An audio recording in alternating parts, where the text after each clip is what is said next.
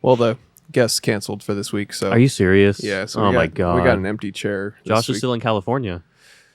You know what? I don't like to do this all the time, because it's like draining mentally and physically, but I got a way to get him back. Oh.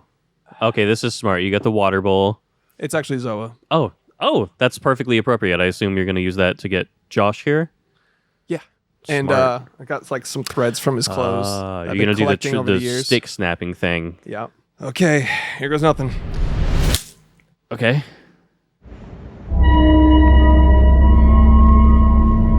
So he should be here any second, right?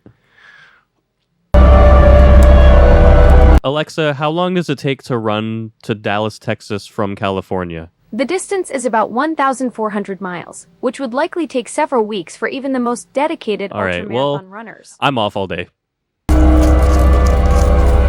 Maybe there's like a plane one I could have done? Shit. Is that a thing? I don't know if witchcraft extends to the aeronautical industry. Yeah. My hand's bleeding. This sucks. Fuck. You're going to have tetanus or AIDS or whatever you get from a tree.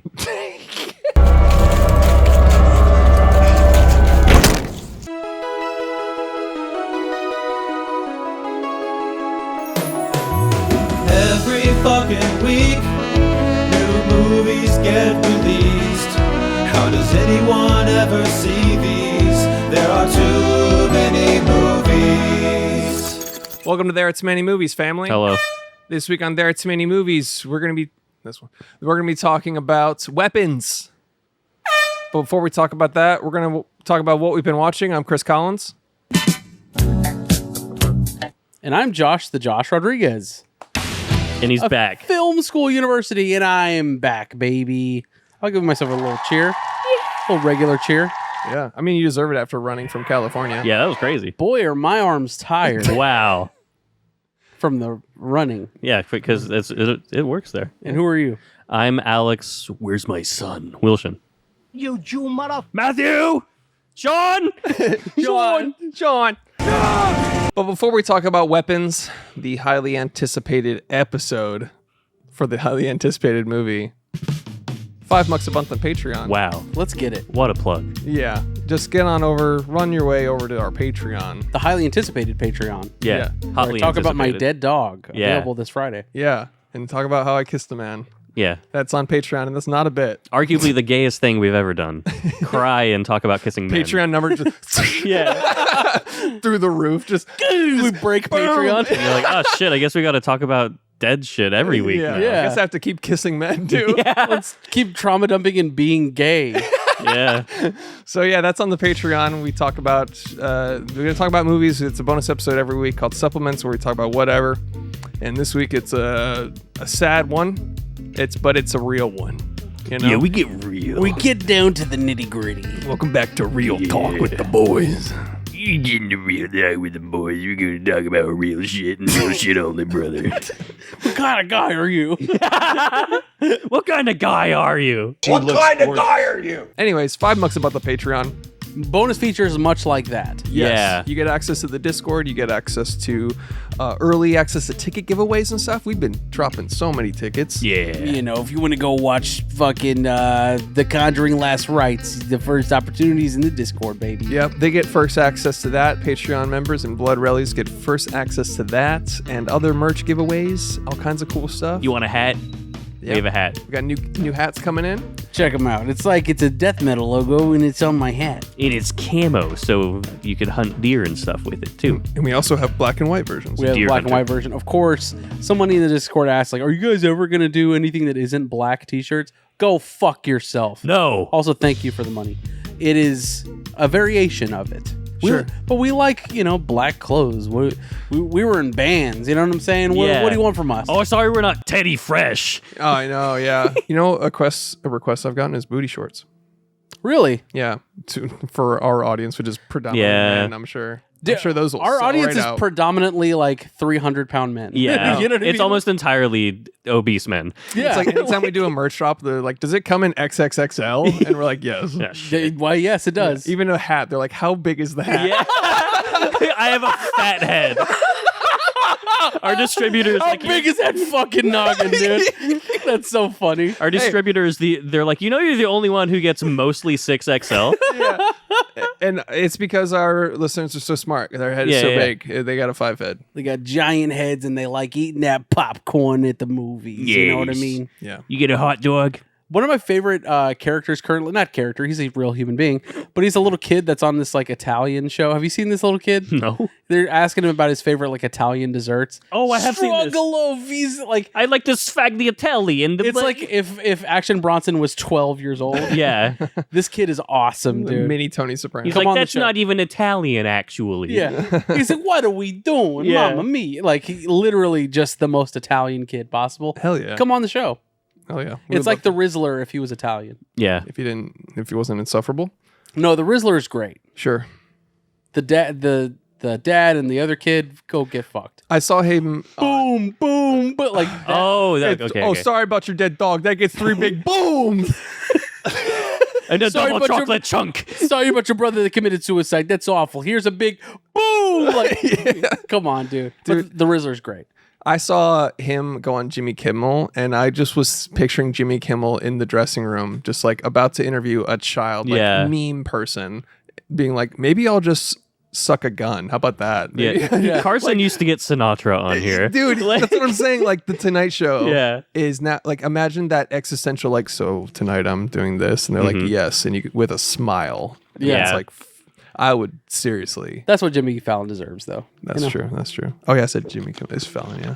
Anyways, $5 on the Patreon. Go check it out, dude. All right, boys. Yes. Josh, you want to kick off watch list? Sure, man. So after the sudden passing of my beautiful girl, Diva, I was just in a mode of like, let's just knock out some feel-good fun times, right? Homeward Bound. Yeah. Sorry. So we did 2 straight days of just like feel-good rom-coms or just like feel-good comedies. Brainless, mindless fucking like, let's just grit through the next couple days here. I started off with The Intern starring Anne Hathaway and Robert De Niro. Not seen this. It's lovely. It's Anne Hathaway. She's a well-to-do businesswoman and she's tough and she, gets her shit done. And then there's a program at her office where Robert De Niro is an intern because he's a retiree and he wants to fucking be useful, basically, right? It's a beautiful story. It's a nice movie. You watch it on TBS Family or something. There you go. It's one of those classics. Is it a recent one? Yeah. It came out, I don't know, 2015? 2015, 2016. Oh, okay. So somewhat recent. I've never heard of it. It's classic. It's just a really good family fun A Turner time. classic movie, if you will. Exactly. And then I watched the director's film that came out before that, and I forgot to write down the name, but it's like Something's Gotta Give. Is that what it is? With That's a great movie. Jack Nicholson, Diane Keaton. Yeah. Amazing. That's an awesome movie. Keanu Reeves? Yes. Yeah. Fucking amazing. Amanda Peet. I genuinely love that movie. It's amazing. It's great. And I always got confused with As Good As It Gets. Yes. And guys, Something's Gotta Give. I gotta tell you. It's as good as it gets. Yeah. It's really, really great. Yeah. And same director as The Intern, and I just kind of like, this mode is what I'm in right now. I'm really feeling this. Watch that movie. That's Also, Diane Keaton gets like buck naked in that movie, which is crazy. full frontal nudity by Diane Keaton. Nice. I'm not hating it. I'm not even like getting pervy about it. I'm like, that's crazy.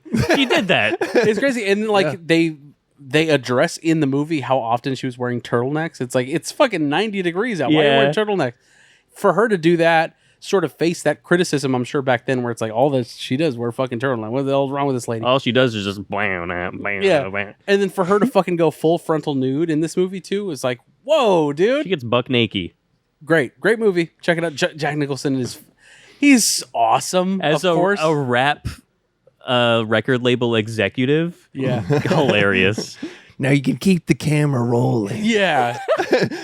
And he's so endearing in this and just great and charming and all of those things. Just I might watch this when I get home. It's so good. I love that movie. And I had no idea it was going to be that good. Check it out. I'm going to rewatch that. Yeah. It's been a long time. Crazy Stupid Love? I haven't seen that. Jake Gyllenhaal? Anne Hathaway? No. Oh, I'm thinking Ryan Gosling and Okay. Ryan Gosling and Emma Stone, Steve Carell, and Julianne Moore. Yeah, when he's like the playmaker guy, like I'm gonna fix you up and no more New Balances. Yeah. Wrong about that. Wrong about that every time, buddy. Now it's in, buddy. Yeah. You're fucking skinny jeans. Get out of here. Anyways, this is a great movie. It's feel good, fun time. Check it out. Definitely on that peak, right, of just feel good, fun times. Yeah. Yeah. My final one that I had that I watched because I needed it desperately because all these things were making me feel all sorts of things, but I just needed like a fucking dumb comedy to get me through. George of the Jungle, Let's go. starring Fuck one yeah. Brendan Fraser. It holds up. It's funny as fuck. So good. I haven't seen it since I was a child. Thomas Hayden Church is so goddamn funny in this movie. Dude, and in Tires too. It made me want to rewatch George of the Jungle when he was Really? in Tires. Yeah, because it just made me think of like, Ursula, you forgot your scrunchie. You forgot your scrunchie. She's lost in the woods. Yeah, yeah, Ursula, you forgot your scrunchie. yeah. So funny. Landing in a pile of shit. Yes. Yeah. And just like the meta commentary throughout the whole thing is so funny. Dude, the talking ape is one of the funniest characters. Yeah. He's like Yeah. a philosopher. Kelsey Yeah. Grammer or Yeah, something. yeah. He's like, yeah. Holy shit. Oh no, John Cleese is the Is he? Fuck yeah. yeah. But also shout out to fucking just practical puppeteering too for that. Yeah, Yeah. amazing. That's golden age. There was a brief moment of nature-based comedies with Ace Ventura and George of the Jungle where I just love that shit. Yeah.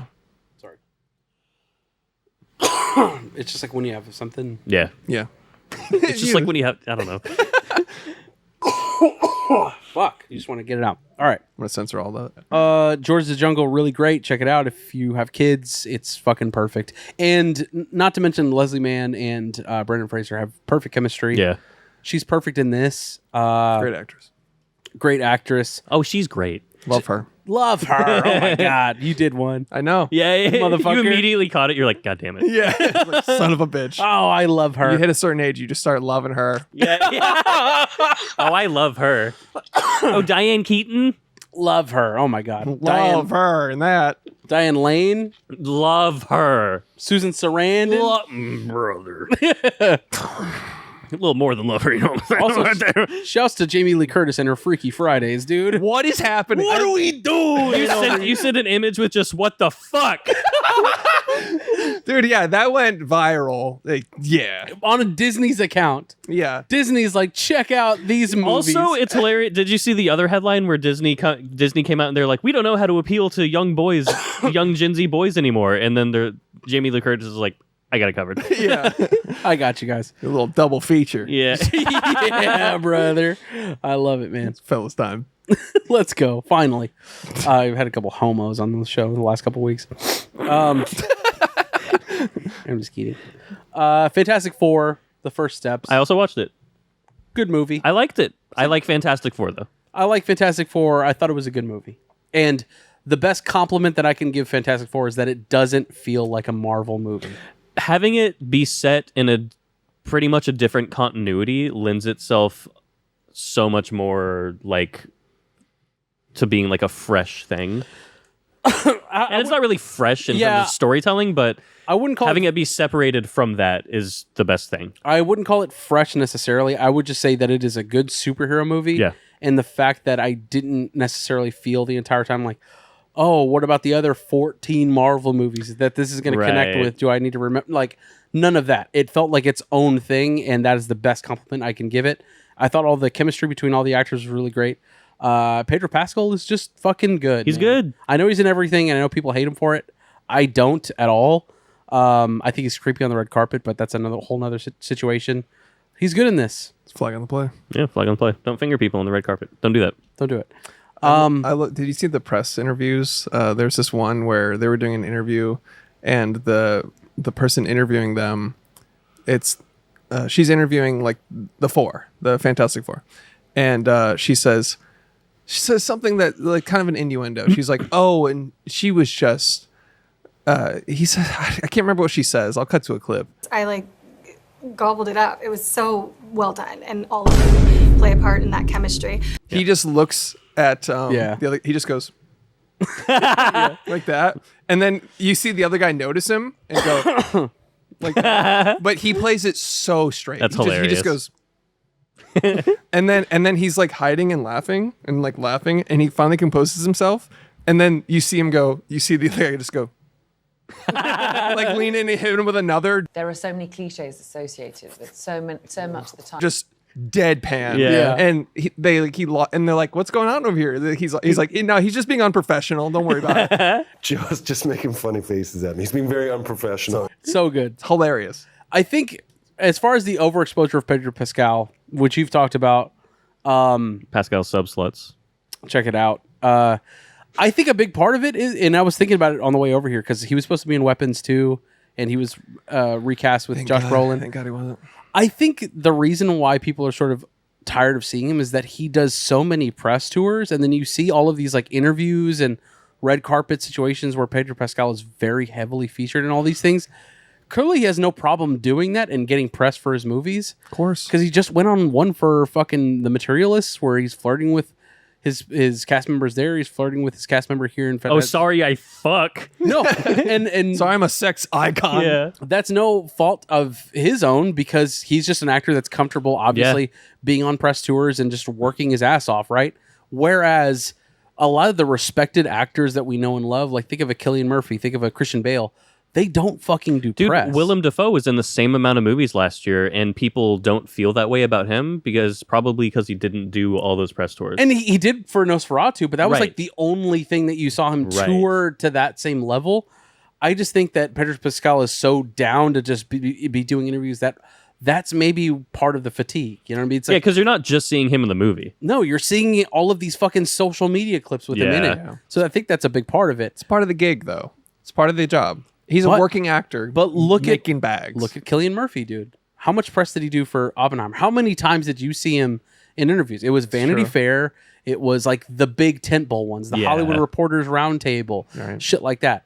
Any like social media, like, hey, did you see the? Yeah. Yeah. He would be caught dead doing shit like that. He I doesn't love he didn't- him for that. He didn't know what a fucking meme was. Yeah. He's that guy. I I love love that. that. Me too. Where He's it's like, oh, I'm sorry, I'm an actor, and Yeah. that's what I do. yeah, Yeah. they're like, you're not on Instagram. He's like, yeah, I'm 40. Or he said something, Yeah. he said something like that. He's like, I'm an adult. It feels weird to be on Instagram. He Yeah. said something like that, and I was like, honestly, respect. Maybe I want to Dude. delete all my shit. Yeah, dude. If we didn't have this show, I would not have fucking social media anymore. Agreed. But I don't know. Probably would. Immediate. I don't know about that. Actually. It's yeah.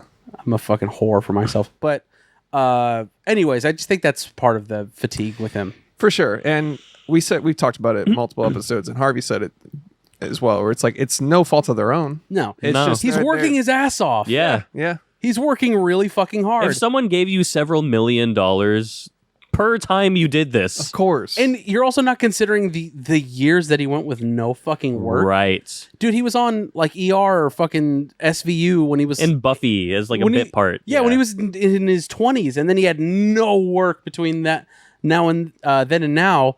And then as soon as Game of Thrones hits, it's like, dude, he's like, yeah, I'm Yeah. fucking working my goddamn ass off because now I know what it's like to be with no job, with no parts, no roles, no nothing. But also, as like anything in showbiz, when you're riding that wave, you don't know when that wave's gonna go away. Yeah, so you 100%.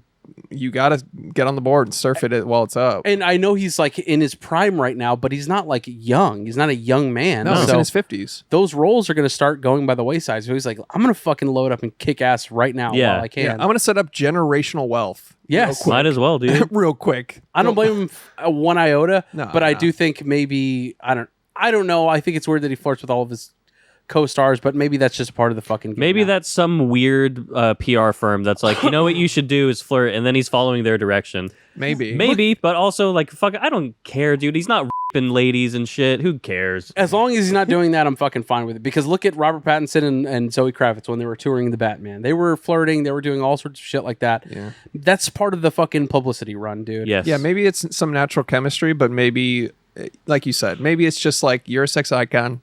Everybody loves you. Everybody can't get enough of you. Yeah. So you just gotta fucking. We need people to talk about this shit. So yes, definitely flirt on Hey, camera. maybe hot people want to fuck each other. Ever thought about that? Yeah, yeah. yeah. There's also that. Yeah. So I mean, I'm fucking fine with it. Whatever. All that being dude. said, I'm still a no to them. Uh, It's not his fault, but I don't.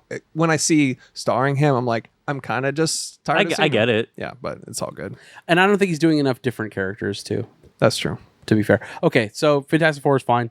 Shot Caller. What is this? Yeah, that sounds familiar. Yeah, the prison one I brought up a few months ago. Yeah, dude. This is starring Jaime Lannister of Game of Thrones fame. Oh yeah. You know his name. Nikolai Castor-Waldo. I just know that you've unlocked it before, and I'm like, he's gonna know it again. That's how your brain works. Just He was involved in a fantasy thing. I know his name. that door is open for Alex, so I'm like, I know I can just go to the same door and it'll work. Yeah, so he's in it.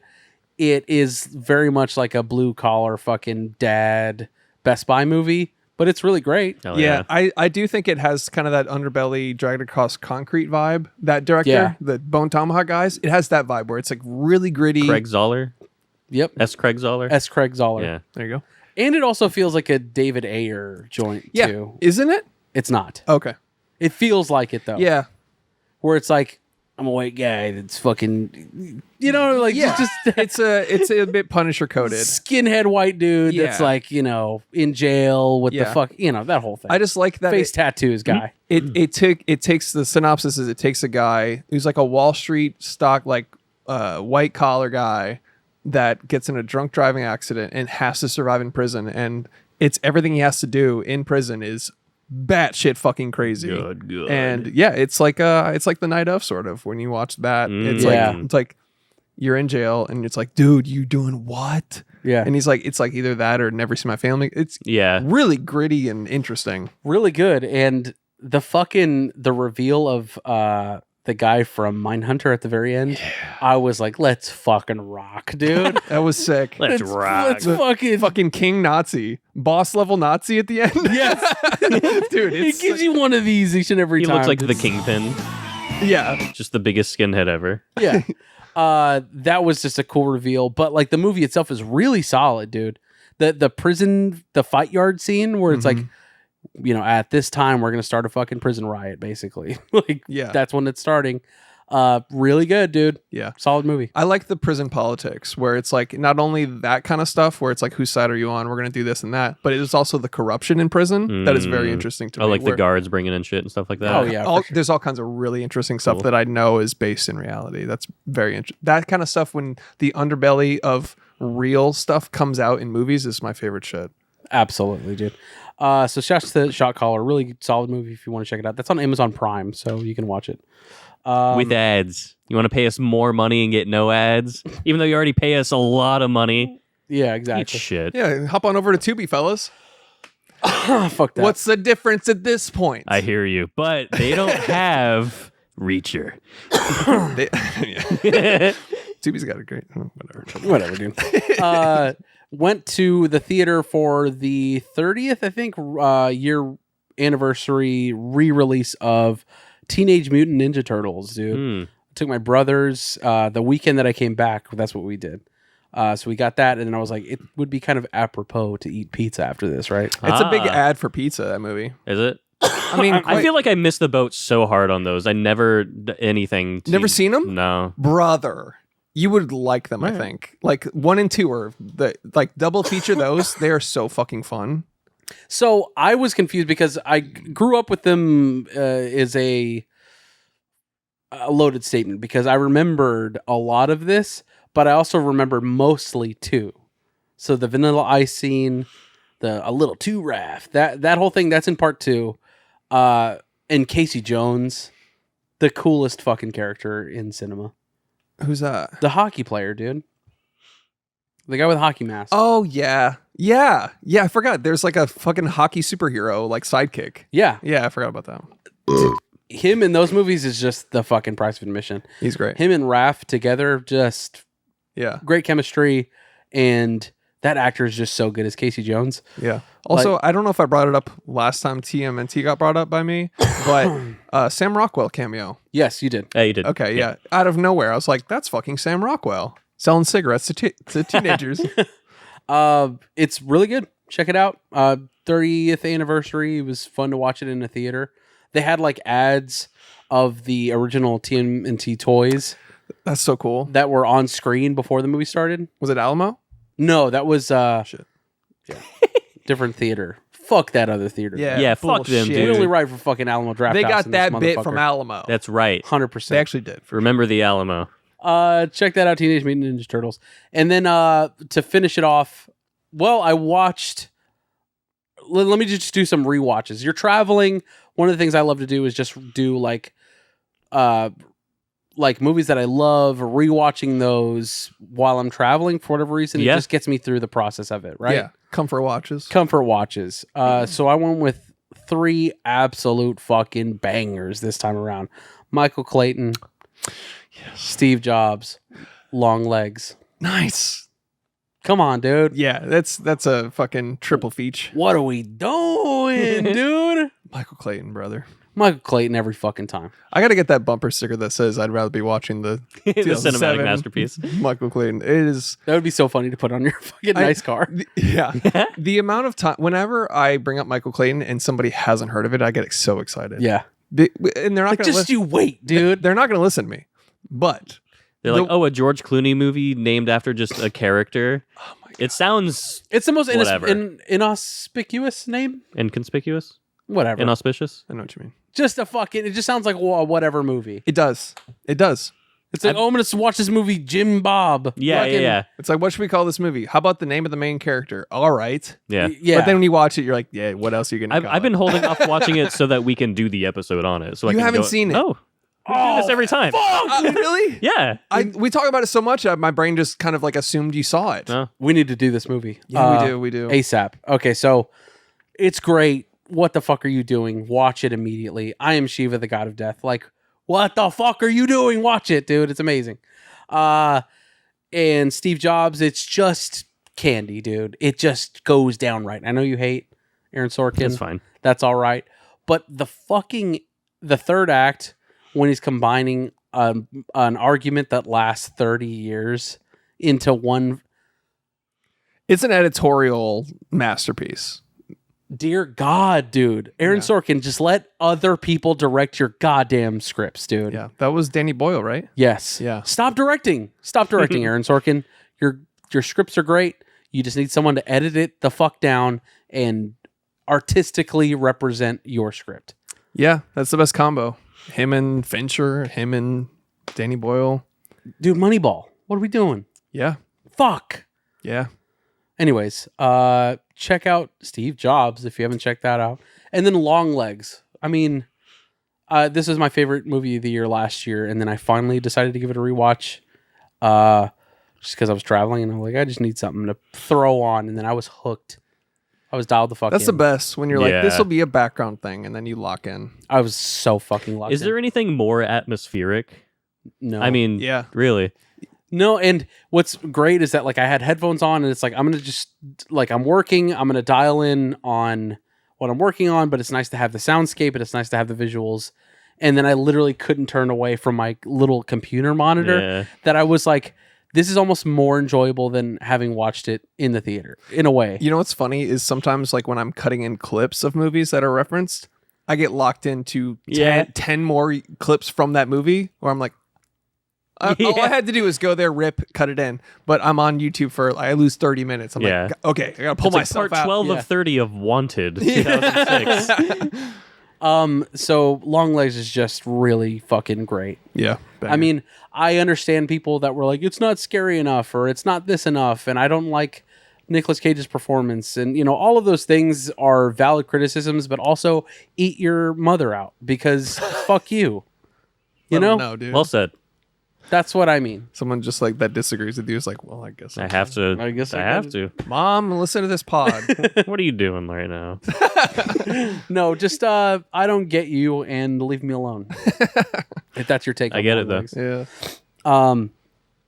That's just where I'm at. And I also watched my final thing, Barbarian.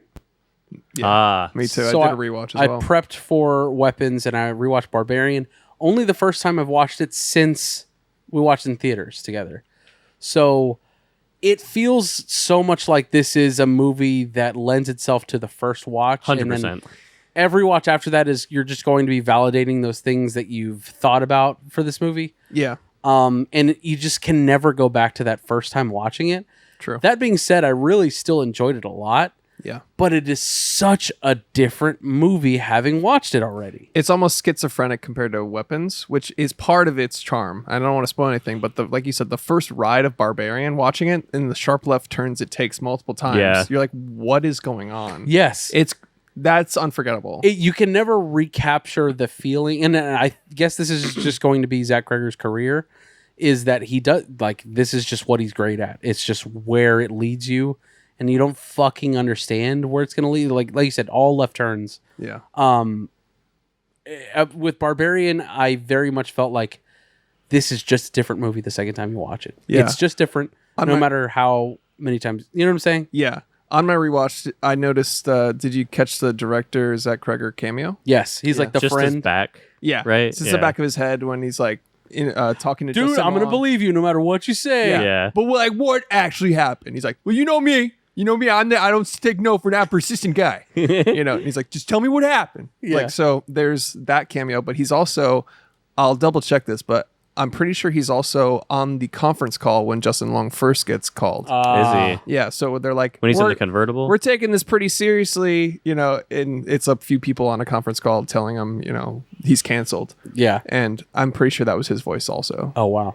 But That's cool. There's small little details you pick up like that. But other than that, I'm with you. And that doesn't make me like the movie any less, but I always feel like, man, you'll never get that crack at it again. You'll never get that same feeling that you got the first time, especially whenever, like, I noticed how less impactful it was when you're seeing the basement for the first time, and then she goes behind the door, and then it goes to another level down. Like, Dude, the first time you see that is unreal. And it blew my goddamn mind, dude. and then the hard cut to California. Yeah, and you're like, wait, no, huh? Yeah. Yeah. Dude, the way it just conceptually, like if I was a movie executive and I found a script that's like a person goes into a basement and then there's a second basement and then a third basement, I'd be like, all right, I gotta see what that's about. yeah. And then you're thinking, like, and it's the brilliance of casting, what's his name? Justin Long? Bill Skarsgård. Bill Skarsgård. Yeah. The genius of casting him. Dude. A guy that everybody only knows for Being the bad guy. For It, the clown from fucking It. Or Pennywise, sorry. The genius of casting him in that role, understanding that, like, this is a horror movie, he's in it, and he's the sort of, like, very nice guy that is already in this Airbnb. Put you on edge to begin with. You're already on edge from the get-go. That is such a brilliant choice. Yeah. I cannot fucking give them enough praise for that. That is genius. And then for it to... Did you hear the way that they've described, like, how he was making Barbarian, what they wanted to do level-wise? No. Fincher upstairs, Raimi downstairs. That's awesome. Great. I love that. And it's so apparent when you know that now and you go back to rewatch it. It is literally that. Interesting. It is like a really cool, slick, like great composition that he has. Very and precise. Very precise. Yeah. All of the upstairs stuff. And then as soon as he gets downstairs into the basement, it literally goes Sam Raimi. The second you see Mama, that character pop in, it does the fucking fisheye lens thing. And you're like, oh shit. When she's chasing, it's like the fisheye and they're following behind him. And then the scene that you get in the daylight of the husband of the fucking entity, that is all very Sam Raimi-esque and very colorful. And it's just, wow, they really fucking nailed that. Yeah. That's such a great concept of thought to have. Yeah, it was great. And I read up a little bit after rewatching Barbarian. I thought this was interesting where Zach Cregger started writing a short film. It started like a short story based on a book called The Gift of Fear, which is about how women like go with their gut feeling and detect red flags. And so he wrote a script about a girl that ignores every red flag in the book. And then he eventually was just like, well, now I have to make this. He liked it so much. He was like, I got to keep going. It's just like a little writing exercise he did, but it ended up awesome. Yeah. So he's like, oh, what if in a horror movie, like most horror movies are like this, but they ignore every single red flag ever. And that's what comes out of it. And that's apparent in something like A Girl with a Dragon Tattoo too, where it's, it's being courteous and being nice will get you into shitty situations. Dude, that one of my favorite moments, and I only watched it one time, like when it came out, but like the one thing that sticks out to me is how when he goes into the house and he's like, you didn't have to come in. Yeah. Dude. It's like it's interesting that the fear of death is less than the fear of offending. Yeah. I was Of being polite. Yeah. 100%. And that's exactly what she goes through. And when he literally says David Fincher upstairs, Sam Raimi downstairs, that's part of it too. It's like he brought that into mind. All those references that we know and love, like Prisoners was such a huge inspiration to Weapons. Mm-hmm. I mean, all of these movies that like he's just pulling from all of our favorite things. So of course we're gonna like it. You know? Yeah, true. Yeah, that's why Barbarians is just still really fucking good. It's wacky. It's off the fucking wall. It's fucking funny. That's it's another hilarious. And we'll talk about this, but for What's sure. up, you know, that whole, immediately. Mom, he's like, all right, mom, love you. Boop. Yeah. What's up? Hold on, mom. I got a business call I gotta take. And but also like incorporating the comedy to horror pipeline is fascinating. Jordan Peele, Zach Kreger, Josh Rubin. Yeah, there's probably more I'm not thinking of, but the comedy that is injected into Barbarian and Weapons is so refreshing. It's crazy that you can be terrifying and also a comedy, straight up a comedy. It's also like the perfect way to sort of like trick your brain into like getting into like the levity mood of it, to be like, oh, like it lets your guard down in a way that your brain doesn't realize it really until like it like switches, and then you're like, oh shit, I didn't realize. And I've mentioned this before, it's a bit of a cheat code where if the movie doesn't take itself too seriously, it's easier, it's harder to make fun of or criticize. Yeah. So when a movie is like dead fucking serious, like we're so fucking scary, there's not a single joke in here, it's so gritty and dark and you're like, it's corny. You know, it's easier to criticize and make fun of. Whereas this, it's like, you can't make fun of this because it's making fun of itself. Yeah. In Barbarian, there's a guy that goes, I've been living here 15 years. She ain't never getting this motherfucker. And boom. And immediately she busts through a brick wall. Yeah. Hilarious. Yeah. Amazing. And Weapons has the same moments. Like I laughed for like 2 straight minutes in certain parts of Weapons. So yeah. Yeah, that's it for me. I know it's a lot, but there's one particular part that every time I think about it, it fucking kills me. But I'll mention it later when we talk Weapons? about about Weapons. I bet we have the same one. Yeah. All right. You want to go next? Sure. All right. American Psycho 2. You want to talk about that? Yeah. That was a watch party. This was a watch party watch. $5 about the Patreon if you want to join our watch parties that we do all the time. All the time. 24/7. Here's the thing. After War of the Worlds, this was really good. Yeah. I unironically was like, this is a nice breath of fresh air. Honestly, dude, after just being a fan and listening to the War of the Worlds episode, I wanted to watch the movie. Did you watch it? No. Ah, damn. I think, honestly, the people that have said, like, should I watch that? I was like, well, these are people I know listen to the pod. I'm like, just listen to the pod. Because we talk about the funny stuff. Don't put yourself through it. Yeah. I felt like I did watch it, though. That's what I'm saying. True. Yeah, because at first I wanted to, and then, I was like, we kind of hit all the fucking... Yeah. It's unreal, dude. Don't subject yourself Jesus to it unless you're going to Christ. do like a fun roast party thing. Yeah, like your if you're with friends, do that. Watch party thing, I can understand, but don't take a subject shot every yourself. time Ice Cube takes his glasses off and goes, damn. Yeah. It's you! It was you the whole time? Oh my God, that movie's amazing. Yeah, Dad, it was me. I'm the disruptor. Why don't you think you couldn't find the disruptor the whole time? Nope, that was a green screen. Hilarious. American Psycho 2. Mila Kunis. An American Girl. An American Girl in London. Mila Kunis is just transformative in this role. This is a bad movie, dude. It's obviously a bad movie. This is Mila Kunis indiscriminately killing a lot of people on a college campus, and no one notices or cares. I don't think the police are seen once. They're seen precisely once and immediately duped. Yeah. By this 90-pound woman. Girl. An American Girl in London. It's fucking really bad. Yeah, it's bad. Just bad. William Shatner's in it, so yeah. It's really fucking bad. Speaking of detectives being duped, this is something I thought of on The Cell that I watched last week. Great movie. It's pretty good. Dude, the cinematography is insane in that movie. It's surprisingly good. Yeah. But I was laughing so hard because there was this time where one of the pieces of evidence was dog hairs. And so, I was just laughing so hard and being like, they uncover this evidence. They're like, it belongs to this breed.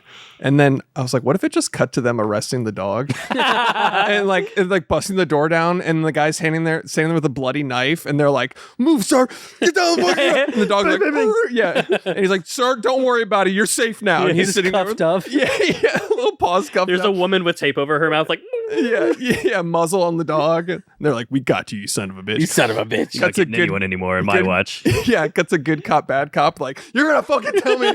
just And then the other one's like rubbing his belly. bad dog. And he's like, oh man, you want a treat? You're a good boy. You're a good boy. Yeah. Don't worry. You're a about good boy. Why don't Here's you your tell us little what happened? slop. it. You wouldn't do anything wrong, now would you? Yeah. Everybody makes mistakes. Maybe you're a good dog that did a bad dog thing. What I'm telling you, if you tell us right now, it's gonna work out a lot better for you. Yeah. Dog's like, I need to speak to a lawyer. Yeah, another dog comes in. Another dog is starting. It's a schnauzer with glasses and a little briefcase. They're like, oh, fuck! Stop talking to my client right now. Arf, arf, arf, arf. If that happened in American Psycho 2, this would have been an infinitely better. Yeah. He's like, you don't bark for anybody unless I'm in the room. Even if they say speak. Yeah, I know they're giving you treats. If they ask you about a mailman, you say, I don't know, I'm not a mailman expert. All right? You only need to bark one thing, and it's lawyer. Yeah. But that was cracking me up. I forgot to bring that up last episode, but I was fucking, yeah.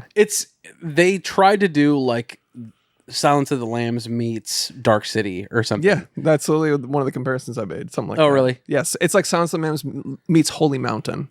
Yeah, It like goes into like this dream abstract ethereal, shit. fucking insane, And it's actually cool. It's like actually Inception too. Kind where of, yeah. She's going into his thoughts, his dreams, and Vincent D'Onofrio is fucking amazing and everything. Of course. But in this, like, just wild, dude. He goes for it. Great. Yeah. Yep. Speaking of Vincent D'Onofrio, I've got The Breakup, starring Vince Vaughn and Jennifer Aniston. Oh, man. Vincent D'Onofrio plays one of Vince Vaughn's brothers. This was actually not that good. I was expecting like a pretty solid, cute, fun rom-com type thing. They actually break up. It's called The Breakup. They actually break They don't, and it like at the end, it's implied that like they'll get back together, but it's like they just see each other on the street and they're like, "Oh, hey, it's you," and then credits roll. Huh. I didn't like it. Man. It's not great. Just But blackpilling on relationships. The fight about dishes, it was the most Chris Collin coded thing in the movie ever. Let's hear it. He gets in a fight with Jennifer Aniston where she's like, I just want you to want to help, or I just want you to like take the initiative to help or something like that. take the initiative to help. And he goes like, what are you talking about? Give me one example. She's like, doing dishes. He goes, why would I want to do dishes? Yeah. And I was like, that is a Chris Collin fucking like. She's like, I don't like to wake up to dirty dishes. And he's like, they're still gonna be dirty. Whatever. Like what he was saying didn't make sense, but it did make sense. Yeah. And it was like very obvious. Like, first of all, every argument was, you could tell the writer was just like, I remember this bitch said this, and I said that, and I was right. Yeah. But something about that delivery, I was like, that, for whatever reason, that just sounds like Chris saying, Yeah. why would I want to do dishes? It reminds me of this Neil Brennan bit that has always stuck with me, where it's like, in relationships, do you want to be right or be happy? Yeah. Where it's Right. like, well, I choose I choose to be right sometimes too much. All right. And all right, sorry, I got an anime, Josh. Season 14 of Kingu Obazahiru is out on Hulu. This is a slice of life. You've never seen this. Yes, You've I never have. seen this. I watched this growing up. You bring up some of the worst fucking shit I've ever even heard of. I don't even know what this is. I hate the name. I hate everything about what you've just said. Okay, first and of all, the fact that hear it's me season out. 14 of some show you've never watched. I watched this growing up. I love this show. First of all, God. this is a slice of life about a propane salesman Of course, it's a slice of life. in North Texas. Oh, okay. I'll have you know. Yeah, I'll say that name again. Kingu Obazahiru is a famous show. That's a Texas anime. Yeah. Yeah. People in Japan, apparently, I don't know if this is true. Apparently, people in Japan love King of the Hill. And there's like an ongoing thing where they're like, no, you have to watch it with the American dub so that you can get the original accents and get everything right. That's funny. That would be. Yeah. We should see what the Japanese dub Japanese is all dub of about. King of the- That'd be King of the really Hill. funny. I want to see Boomhauer in Japanese. Yeah. Dang old man. It's just no different than all the other characters. Yeah. I would love that, actually. SpongeBob SquarePants. It's the Japanese dub of the. Well, I thought maybe you watched the other anime, SpongeBob SquarePants. No. Have you watched the new King of the Hill? I have. It's good. It's good? solid. I watched one episode. I just love that they do like the Native American where he's like, I wish I was white, and then like Bobby Hill just goes. Yeah. Bobby Hill's the best. Bobby Hill's the character. best by far. The first episode is definitely the weakest of the new season. It almost made me not watch the rest, but I stuck through it. Yeah, it was a little boomer core, but it's not a little bit, not in a bad way because he's like innocent going through it. Yeah, but he's like, which bathroom do I do? He's like, don't worry, it's all gender. This it's like that kind of stuff where it's like, what do you mean you're they them? Or it's like an AI script sort of. That's kinda yeah. Where she was like, he's like, what's the deal with all these like male and female? She's like, I don't know, Hank, but I think I'm female presenting. Yeah, I was like, okay, wait. I almost didn't stick with it, and I didn't really like the first episode, but it's worth it to go through the rest of it. Like it gets better for sure. King of the Hill season 14 is good. My favorite slice of life anime, you would argue. Peacemaker season 2, episode 1. What? It's already out? Yep, came out on Thursday. Oh shit, okay. It's so good. It continues to be so fucking good. That's no surprise to me, dude. Yeah, dude. Is our boy in this season? Our boy. You know. The little Chinese boy? Not just John Cena, but the other guy. What's his name? Vigilante. Yes, he is. Yes. I almost forgot. Dude, he's the best character. You would like this. Like I know you've said. Yeah, dude. I'll check it out eventually. Not even the full season. Just watch a compilation of his moments in that show. I'm gonna check out the show eventually. Yeah, it sounds fun. So fucking good. Season 2, episode 1. It's one episode in, obviously, but I'm excited to see where it goes. There's already multiple mentions of Gotham City. So I'm thinking they might, and James Gunn has hinted that Peacemaker season 2 has huge implications for the overall DCU. I'm thinking I'm bad. Yeah. What's the deal with all the everybody's mad about him like destroying the DCEU? Can someone explain that to me? So at the end of season 1 of Peacemaker, there's like a brief glimpse into other characters and then season 2 episode 1 does a flashback of that moment, and some characters are replaced. Okay. Being that James Gunn is now establishing that like season 2 is more in line with like his vision of the DCU, because season 1 of Peacemaker came out before he was like the guy of DC. Uh-huh. So now he's like, it's a whole lot of nothing. Just fucking ignore these dipshits. Okay. The season 1 ended with Zack Snyder's Justice League. Like a frame, basically, of them in the background. Okay. And this one, instead of Zack Snyder's Justice League, it ends with the Justice Gang from Superman. Yeah. Okay. That's literally it. I was just like, I don't care that much, but it was one of those things where it's like, I should know what the DCEU is if it just got wiped or something. It doesn't matter. That's Snyder's fucking Ben Affleck Batman, basically. All right. Yeah. It's just literally just does not matter anymore. Fucking toss it away. Sure. And now we're going forward with this other thing and just what are we, some kind of Suicide Squad? Dump it. Bye. Go on. Yeah. And then Are You My First on, I think, Hulu. This is a dating show with only virgins. So there's definitely some there's no way these are all virgins because they're all hot. See, everyone's hot. If this show starred actual ugly virgins, that's the thing. This show would be amazing. And big surprise, the two hottest ones immediately link up. And dude, what are you doing? Just film them fucking. I'll buy it. And that'll be that. Put it on Pascal Subsluts. Yes. Thank you. Yeah. It's not good. I didn't even stick through the entire first episode. I'll end it there. All right. What are you, Chris? Well, I'll start with I also rewatched Steve Jobs. I had Oh, really? Yeah, so I had I needed a comfort day. It was just like a lazy Sunday, just needed a little something. Amen, brother. And I was like, I haven't watched Spotlight in a while. So I had a Josh double feature for sure. Oh, it's fucking low, So I go to get my Spotlight Blu-ray off my shelf, and right next to it alphabetically is Steve Jobs, and I was like, that also sounds good. And so I pulled out Spotlight and Steve Jobs, and then I put in Spotlight, and there's a trailer for Steve Jobs on the Blu-ray. Hell yeah. And then I watched Spotlight, and then I put in Steve Jobs, and there's a trailer for Spotlight on the Blu-ray. It's genius. I was like, it's all coming together. It was so weird though. I was Yeah. just like, that is a serendipitous thing where my brain was like, I think I want to watch these two movies, and the universe was like, yeah, you fucking do. Hell fucking yeah. Yeah. How about a trailer for the movie you just watched, baby? Yeah. And you're like tuned into it. I'm locked in. Heck, how about 3? Heck, imagine Why not 3? Watches Silence of the Lambs right after that. Like, Yeah. This guy gets it. Steve Jobs is great. It's a lot of fun. We already talked about it. Let's see what else I got. How was Spotlight? Of course, great. I did fall asleep, but no, it's 'cause- Knock to it. You were just comfy. It's just, I mean, yeah, just the breadcrumbing of information, especially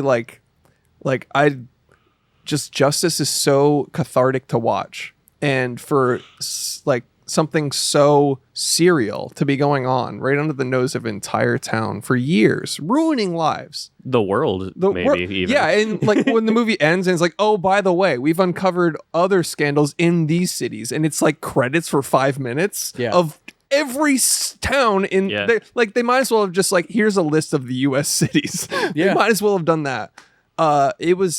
It's jaw-dropping. It's insane. How is the Catholic Church not all in jail? And dude, it's not one of those like Aaron Sorkin movies. No, I've seen it. Oh, I thought you haven't watched Spotlight. No, I've seen it. Oh, okay, good. Yeah. Well, it's not Aaron Sorkin. No, I was gonna say like I thought he hadn't watched it yet because he thought it was too Aaron Sorkin-y. Gotcha. I was gonna say it's not that. It's just a perfect movie. Yeah. It's up there with All the President's Men. It's up there with just the best investigative journalist movies ever. Zodiac, it's right up there. For sure. That's a 5-star every single time. Like, I never rewatch Spotlight. I'm never like, oh, maybe it's... Nope, it never changes. 5 stars every goddamn fucking time. Yeah. There's something about it. That doesn't matter. Next thing I watched, Primal Fear, starring Edward Norton. I haven't seen this. What is this? What is this? Edward Norton, Richard Gere of Pretty Woman fame. Yes. Who is like Top Gear, if you will. Yeah. He's kind of like annoyingly charismatic. Yeah. It's almost like he knows he's like fucking GQ Rizzler, and it's like almost annoying. It's kind of fake. Yes. Yeah. I don't think I like Richard Gere. It's almost unbelievable. He seems like he'd be wearing a sweater with the arms tied around his neck. Yeah. He's got that vibe. He's very like 90s. Your mom had a crush on him. Yes. Like it's and that is certified his thing. He's Polo Ralph Lauren motherfucker. Yeah. He is Tommy Hilfiger. Yeah. This was really interesting. It's on your watch list, I see, on Letterboxd. Yeah. It is I can't remember why, but it's like after watching it, I know exactly why. It's like a courtroom procedural investigative thriller. Fuck yeah. It's an investigative thriller. Let's go, baby. It's great. Edward Norton is I'm watching it tonight. Basically caught red-handed doing something, and it's like, did he do it? Didn't he do it? Type shit, and it's really good. Sounds like a Primal Fear Yes. of mine. 12 perturbed men, if you will. So yeah, I recommend that. It's one of those things like in I don't want to give anything away. If you're gonna watch it, He did it. You will like it. No, no. But it's like this came out in the 90s, so there are tropes that like maybe when you watch it, it might not hit like you think, but it's so good. Yeah. 1996 joint. Edward Norton, his breakout role actually, No shit. which is crazy. There's another movie like that I saw recently, A Civil Action with John Travolta. Very much in that same lane. You might like it. John Travolta, was that pre-Carrie fame? What? No. This is much like this is the 90s. Oh, okay. I was just in like a 90s thriller, legal thriller. Dude, Matt Damon, what the fuck is it called? Fuck,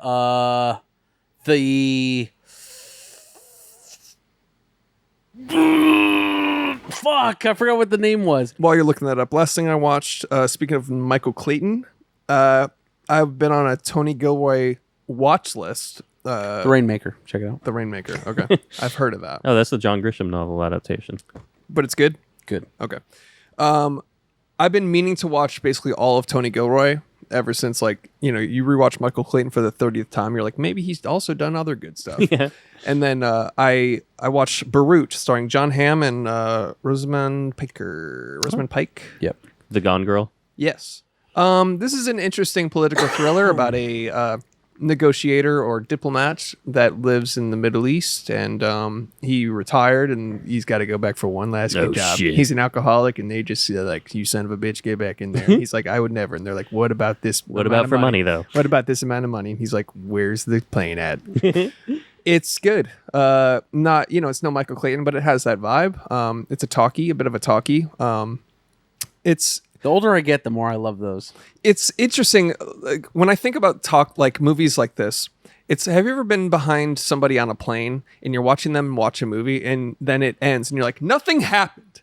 Like you watch people talk and you're like, so that was the movie. Like, you're almost like mad. Like, I don't know, it's some weird thing I have, but That's literally Spotlight, though. yeah. Or it's like you watch people talk and then credits roll. You're like, what the fuck? What was even going on?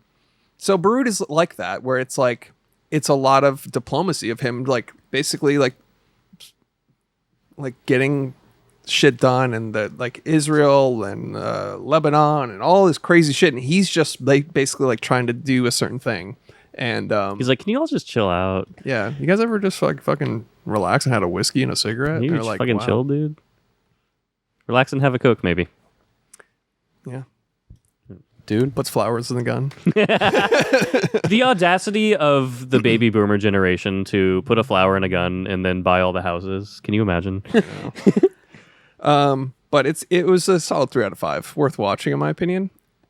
I just think on the wave you're on, dude, you really need to add Tinker Tailor Soldier Spy to your recent list. Like, you need to do I tried it again like a few months ago, and I fell asleep halfway through at night, and I was kind of interested, but then the next day I was like, I don't know if I'm like, I just kind of fell off. Tom Hardy, right? Yeah. Yeah. I watched it during the day, and I like, we've talked about it before. First time I hated it. The second time when I watched it, Yeah. I was dialed the fuck in. Maybe I'm in the right mindset now. Yeah. Maybe. I didn't get to tell you I watched The Pit. I mean, I listened to the episode. I wanted to run an idea by you specifically because The Pit was great. We all love The Pit. It's so good. It's set, however. Hold on. The punchline is going to be the shit. No. Go ahead. It is, however, set in the world we live in, which is kind of boring in my opinion. I think it would be better if the main character of The Pit was someone who had like some real stakes going for them. Let's say maybe they were, I don't know, Dr. Kurt Connors from the Amazing Spider-Man series, and he had to spend his whole shift at the Pit trying not to become the Lizard. You know, stuff like that. You know, he's got one arm, he's still trying to intubate people, and the whole time he can't become a fucking lizard. Really think about how much better that would be. So that's my pitch. What's it called? The Lizard Pit. That's all I got, boys. Nice. You guys ready to get into weapons? Well, before we get into weapons, let me just say one thing. I've been gone for a month, and you guys have held the show down very well. Thank you guys for killing it. But when I think of the things that I've missed doing the show. I've missed being here. I miss watching movies and talking about movies with you fellas. But the one thing that I really miss the most, Alamo Drafthouse. Oh. Of all things that I could have missed while being gone, it was my 5 DFW Alamo Drafthouse locations. Yeah, you were remembering the Alamo the whole time. Exactly. I mean, I was thinking about Richardson. I was thinking about the Cedars. I was thinking about Denton. And I was thinking about being in the theater with my boys, watching all sorts of really great films. I was thinking about watching Weapons with you guys in an Alamo Drafthouse at the Big Show, or any of the various The Big Show, or any of the various screening opportunities that they give you at the Alamo Drafthouse, which is abundant, dude. They fucking hook it up for you. Speaking of opportunities, get the goo. Get the cheese, get the pretzel goo. Get a hot pretzel. Nothing beats a hot pretzel with the boys. Yeah. We're talking about goo. We're talking about the nacho cheese that you get with your pretzel. The pretzel It's cheese. so good. And when they do a horror movie screening, it's not just a screening, it's a screaming. Exactly. And they have these like nice little like B-movie features that they do. It's a curated content that they put up for you. So not just like the big hits, but you can go watch some classics while you're at the Alamo Drafthouse. Get there a little bit early. Yeah. Go to drafthouse.com and make sure you're looking at the release calendar and all the fun things that they're doing. But shouts to the Alamo Drafthouse, which we know and love, and that is clear. If you've ever listened to our show, we love the Alamo Drafthouse. You like jazz? Catch a bee movie. So if you've watched this movie that we're going to talk about, if you're watching Weapons, make sure you do it at one of the 5 DFW Alamo Drafthouse locations. Here in the DFW area, go watch it there. Go get some popcorn. Go get your pretzel. Go get you the goo. Tell me sent you. Yes. All right, let's get into weapons. Yes. The sophomore effort from Zach Kreger. Sophomore. More like soft no more. This movie got me so hard, guys. This was so good. It was great. You know, whenever you're going into the second movie from something so like that shook everyone up, like Barbarian, where everyone's like, "Oh, the fuck."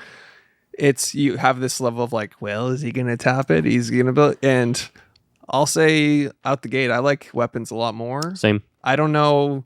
Again, I try to acknowledge recency bias, but I also rewatched Barbarian. But Barbarian, as we talked about earlier, has that first journey thing, like where it's like you can't replace that. It's not like you can watch The Usual Suspects again and be like, what? Yeah. So it's like that. And Barbarian is so wholly original that it doesn't, like, still watching Weapons is even more original than Barbarian feels.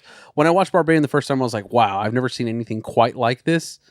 And now after watching Weapons, I'm like, okay, Barbarian feels like many influences wrapped into one thing, whereas Weapons is entirely something I've never seen before. It seems like he's coming into his style. Yeah. In my opinion. And the supernatural aspects of Weapons hit for me in a way that I wish they hit for me in Longlegs. Whereas Longlegs, the atmosphere was perfect, but it sort of lost me on the supernatural aspect. And the reason why I like Longlegs more is cinematography and atmosphere. Sure. And sound design and just... all that stuff is crazy. The filmmaking aspect of Longlegs will always give it an extra tier. This one is really great and has great cinematography and all those things, but I think it just loses marks for me on style here and there. Yeah, I mean, it's not dripping in atmosphere the way Longlegs is. Exactly. Yeah, it's not atmosphere. It's not style, that red drenched neon look that I fucking know and love. Speaking of neon, they're both neon joints, right? Yes. The marketing teams at Neon. Wait, I'm sorry. Weapons is not. Weapons is Warner Brothers. Oh shit, never mind. But it feels it feels like such a staunchly independent film though. It does, and it also, the marketing was like, oh, I assumed this was Neon. They were doing like they sent like care packages of like or they called influencers at like 2:17 in the morning and left like creepy messages and stuff like that, like, and then they had to post about it. And they just had a really involved viral marketing campaign that is always kind of fun. But they definitely took notes from what Neon has been doing with their marketing. Yeah. And it was wholly ineffective on me because I ignored every ounce of marketing because I wanted the experience of going completely blind. So the only things I saw was a Naruto running child, a kid in a classroom in Heath Ledger Joker makeup, and the fact that I knew it was Zach Kreger. So that's it. Yeah, and then the fortify your mind guy being like, yeah, you sent that. So there was that. I was like looking out for like, how's that going to happen to that guy? I know. Yeah. Well, that's one of the things about spoilers that sucks, especially with like when you have the roster like Barbarian. You're like, well, I don't want anything to influence me now because he might pull another sharp left turn that I want to be on the ride for. So yeah, I did the same. I mean, I think the first trailer and I think that's it, but. Yeah, I saw like the kids running and then the image of Benedict Wong. I was like, all right. Yeah, when I saw that, I really had to fortify my mind. Yeah. Fortify your mind! Something he could have done a little like bit you've better never in the seen movie, you know? Yeah. Yeah. I mean, his mind was pretty fortified after he bashed his own husband's brains in. Yeah. Dude. Yeah, I don't want... Oh, let's jump right to it. I was thinking about... You brought that up where it's like his performance in that, even though... You know, he kills his partner through the witchcraft, makes him, and then she sends him to the teacher, and that cut of him just like running, and then it's cut again, and he's sweating more, and cut again, his eyes are bulging, like while like he's like traveling through, and you hear people like, "Hey man, what the fuck?" Like that type of shit is just so unique. I think this movie's dripping with like unique things I've never seen in horror. Yes, but. The cinematography too, we were talking about his style earlier. I definitely feel like he's coming into his style because there's certain like Barbarian feeling shots, like looking in the neighborhood, looking at doorways, stuff like that, where there's a lot of moving the camera and there's a singular focus. There's a person blocking the center of the frame, but you're looking at the background. Of course. A lot of moving rec between forward and background that I thought was really interesting. Like keep you on edge to be like, oh shit, there's stuff happening back there, but there's a guy. The camera work and the unique camera work too, which is fucking another aspect of this movie I loved, is the perspectives. I'm a sucker for that type of shit where it's like we're going back and we're seeing it from a different perspective. We're going to get new information, and it just like breadcrumbs you throughout on such a great hook of why the fuck did all these kids run out of their house? Yeah. And like you're saying, he's coming into his own. Like, this didn't feel like a sophomore joint. This felt like there were 3 other movies between Barbarian and this one. Even just whenever the kids run out of their house for the first time and over that George Harrison song, like the cinematography of that, the kids running with just their silhouettes, basically, it's just so like that was in his brain and he reflected that on camera. Like, that was so well done. I loved that shit. Yeah, and I also really related to it because it's about just like this little angel of a child named Alex, who everyone's picking on him. They're like, "Oh, what are you reading, nerd?" And I was like, "Dude, this asshole Matthew, fuck off." I was just mad for this kid, and I was like, you know what? Good riddance to bad rubbish. Yeah, to these children who are picking on this little angel named Alex. So what's funny about that is, in California, one of my coworkers, his name is Alex. His name is Alex Lilly, and he's my editor. He edited the documentary that we were working on called The Wall. It's on YouTube. Check it out. It's out? It's out. Oh, shit. The Wall 2.0 from Dallas Cowboys. Go check it out. If you're into offensive lineman play, it's really neat. Dude, I'm going to show you a sequence after this. We'll go through it. It's really great. Anyway, he's an amazing editor. His name is Alex Lilly. The little boy's name is Alex Lilly. So in the very beginning when we're watching, we went together, my second time seeing it, because I knew this was going to happen. He was really stoked to see it. When that happened, like, we almost did like a chicken jockey, like, oh shit. It's like they say his name in the first 2 minutes of the movie. Yeah. It's like this little boy, Alex Lilly. Oh, like this fucking guy over here, dude. That was crazy. Yeah. Shout out to Alex Lilly. Shout out to Alex. Fuck you, Alex. But you're like, he took my thing. Yeah. But the whole with the like you were saying with like the kids, like, he's bullied and then he is instrumental in making them disappear. Yeah. I don't know if this is a intentional thread, but these like the school shooting with the floating AR thing, I think might be a part of this. I think it's 2 things. I think it's like because he is influenced to make kids disappear. The gun was a weird dream Josh Brolin had, but what I'm trying to say is the kid was influenced by outside forces to do something. You could chalk that up to like incel shit and make you do school shooting, like going for notoriety or whatever. Or I think it's this other thing also is Zach Cregger is just afraid of being a parent. I think he's afraid of kids. And I think that's coming out in like, he's like, kids are terrifying. Yeah. It's called, the movie's called Weapons, and that's what the movie's about. It's about the little kids. Yeah, the kids were weaponized. Yeah. I mean, there's the one line Josh Brolin says to tie it into Weapons. I think the only line where he's like, I've seen that run before. They were running like a missile, like a weapon. Yeah. And everyone's like, doing the Leo thing. But like, I don't know if it's, I don't like to tie such a like shallow allegory to like that. A literal allegory to it. Yeah, but I felt that a little. Well, coming from the horse's mouth, I was listening to Zach Cregger talk about the movie a little bit. He was on Last Podcast on the Left, actually, promoting the movie, which is a great interview, by the way. I like that podcast, so it was just cool to listen to. But he was talking about how he does a lot of transcendental meditation, and he learned that from David Lynch, one of his favorite directors. Granted, we're not Lynch fans on the show, but he's saying like a lot of those unexplainable things are just sort of things that would happen during his meditation on writing the movie. He's like, I did that for Barbarian, I did that for this, and I did that for Resident Evil, which he's now currently in production on. Which Hype. That's going to be fucking awesome.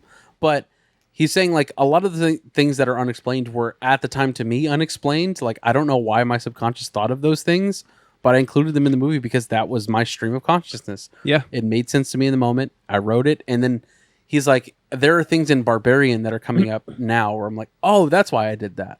Yeah. So, I mean, I don't know what the fucking assault rifle means, but I honestly just chalked it up to being like, oh, that's a very Lynchian thing to do. Yeah. And I kind of left it there. I didn't put a whole lot of thought into it, to be honest. I thought of it. I mean, I don't know for a fact, but like when it happened, I was like, first when it happened, I was like, what the fuck? And then after the movie, I was like, if What the anything, fuck? yeah, what the fuck? I was like, maybe. I laughed for 2 minutes when that happened, by the way. Yeah, it was when like, he woke up from that what? terrifying dream. What the fuck? Yeah, he's like, what the fuck?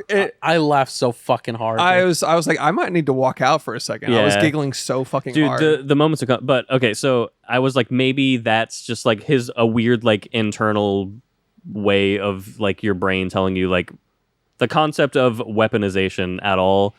But I don't fucking know. I don't really know. I have no idea.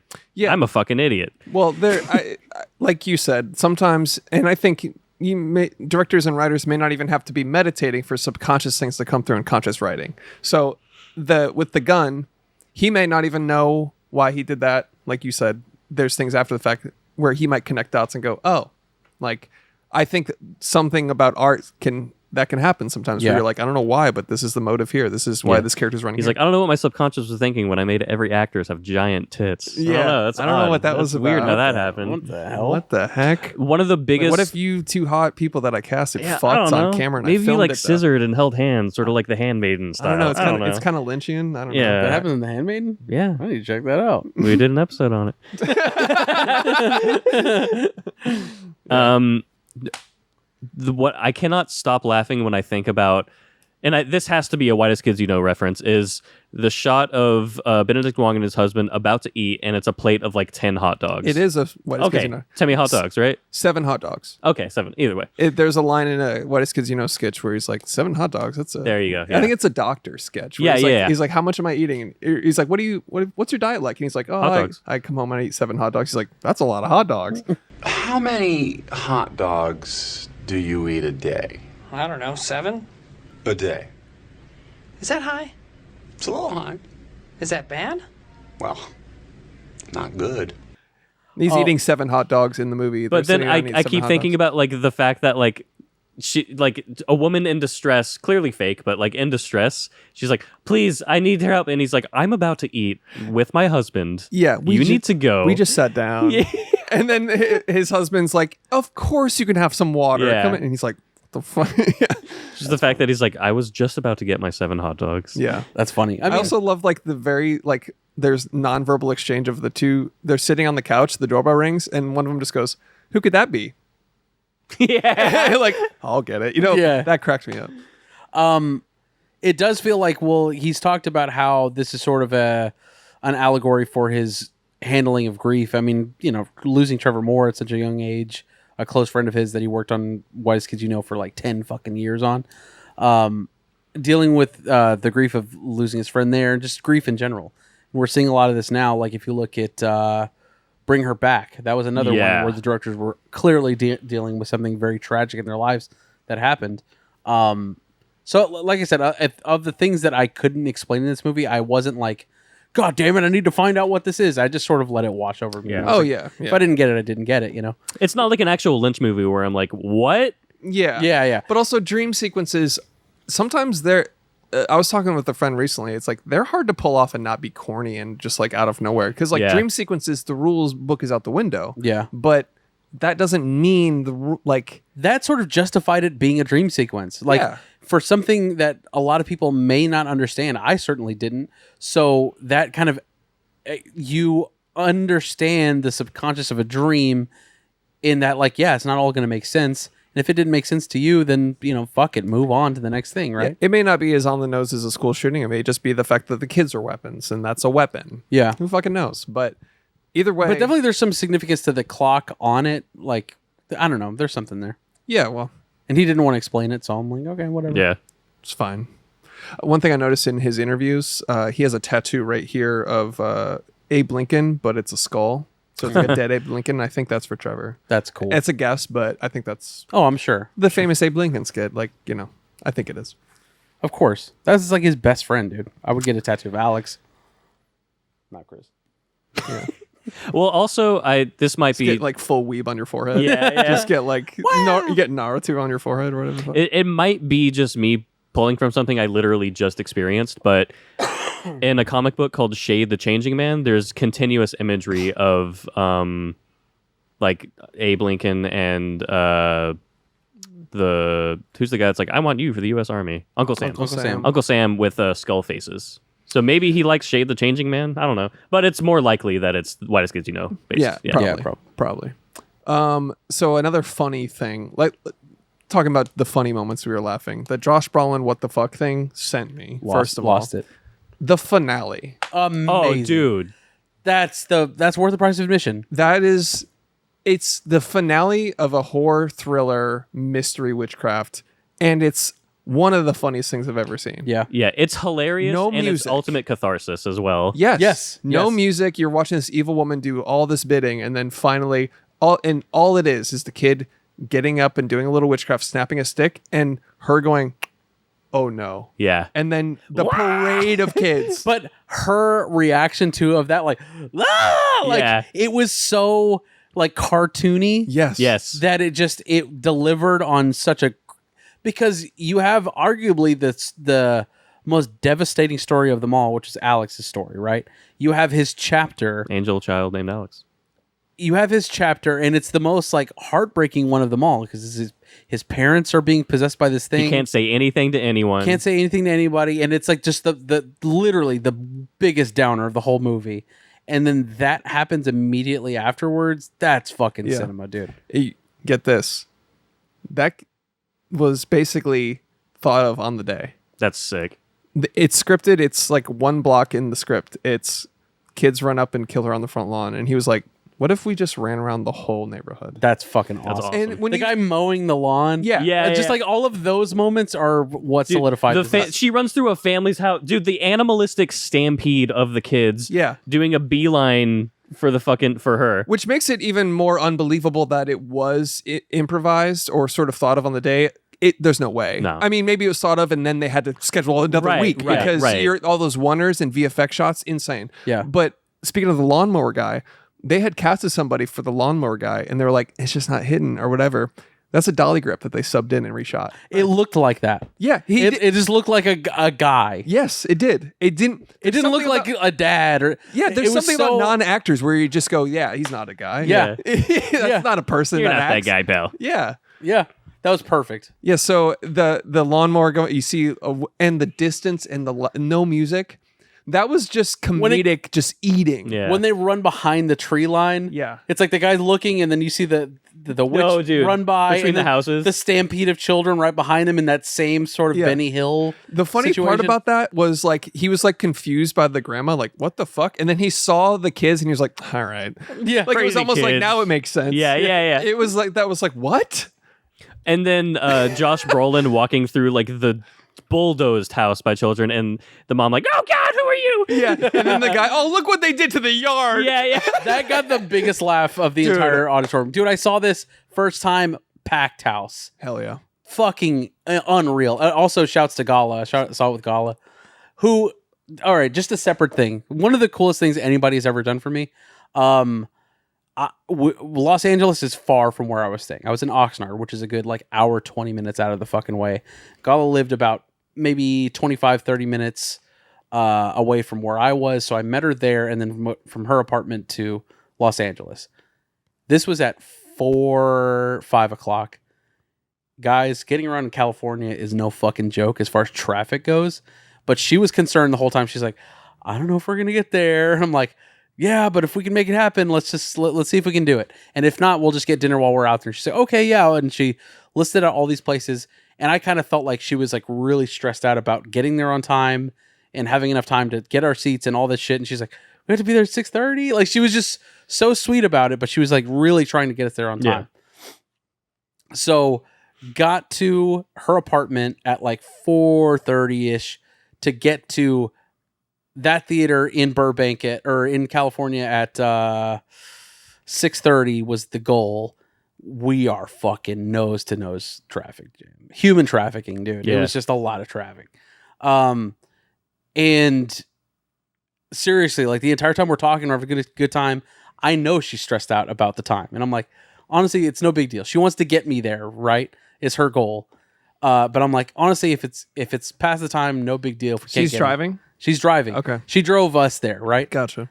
And I was like, really? It's no big deal, but she really wants to get me there because it's like my one day that I can really do anything. We finally get there at like 6:40, and I'm like, I think we're all right. We got up, we got our tickets. All of that happened, and she was just so relieved when we finally got in the seats and we're ready to watch this thing. But just a cool thing to do for your friend that's like coming all this way to drive us all the fucking way out there, bumper to bumper traffic for basically 2 hours. Very fucking cool thing for her to do. Shout out Gala. Yeah. Shout out Gala, great friend. You set it up like she was going to call in a helicopter. Yeah, I was like, whoa, shit. Like, what no. I mean, no, she just drove us there. But it was nice. But it was like 2 fucking hours in traffic. Yeah, that's crazy. That shit sucks, dude. Yeah.